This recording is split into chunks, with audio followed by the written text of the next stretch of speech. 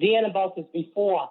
We go into these countries, and Trump's talked about this when he was running in 2016. We go into these countries, start regime change, and then we kick out the leaders. We put one of our cronies in there, and we starve these people out. So that's basically what we did in Honduras, which was through Obama's administration, one of my people, who I'm not really a big fan of, and Hillary Clinton did that. So, and it's gone through the Bush administration in Nicaragua, where we funnel drugs and we've starved these people out, and that's why they want to come to this country.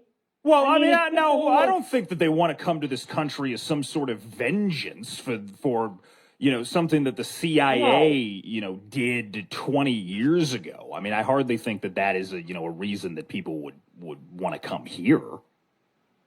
Right. No, I agree with you there. What I'm saying with what they want to come here is because we've starved them out, Rob, and we took all their natural resources, we put in our cronies, and they've started this neoliberalism in whatever country it could be, Honduras, Guatemala, Mexico, whatever it may be, and we drive them out of there through putting in our cronies, and we take away all their stuff. So obviously they want to come here trying to get a better life, and I think it's sick and disgusting for this country to take babies away from their mothers and have this make them drink out of toilets. Well, it's either you say take away from their parents, but I mean we're talking about a situation where coyotes are going into various different facilities. People are buying children for $350 a head at community centers in Juarez in order to take them across the border, knowing that Border Patrol, now that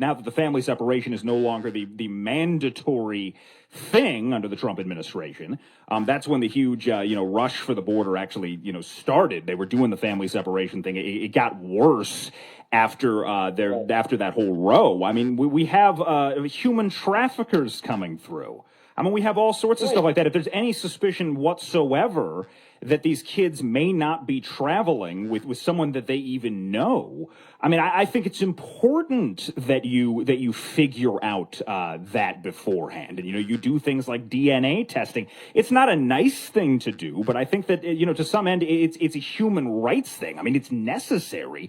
I mean, to make sure that we don't have people selling kids. Right. Well, and I agree with you there, but the problem is that, first of all, the family separation thing might not be going on anymore because the administration got rid of that, but there's still kids that are separated from their parents or their families, so that's still a big problem. But what we need to do is to get rid of the problem is we need to, and what Trump said, he's going to, I'm going to get rid of the money and aid that we go over there. It's fine. I agree with you.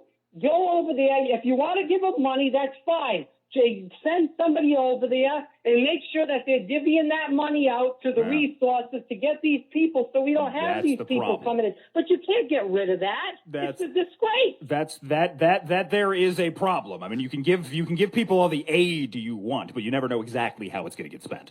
Robin Orlando, great call. We're coming up to the end of the show, but thanks so much, man. Really appreciate it. Wanted to get a couple more texts in here. Let's see. Frank and